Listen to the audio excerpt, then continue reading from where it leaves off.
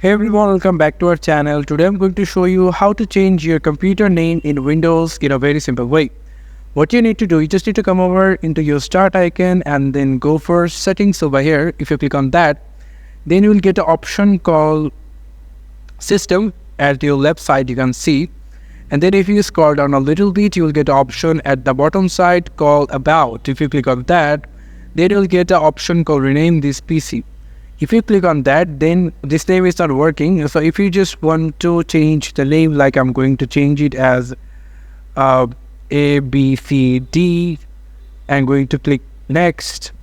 And after a short time, you can see the name is changed and now they are looking for restart the device. So after that, you just need to simply click on the restart now and or you can do it restart later time. So yeah, this is how you can change or rename your PC like what you want. Thank you so much for watching this video. I hope to see you in other videos. Till then, goodbye.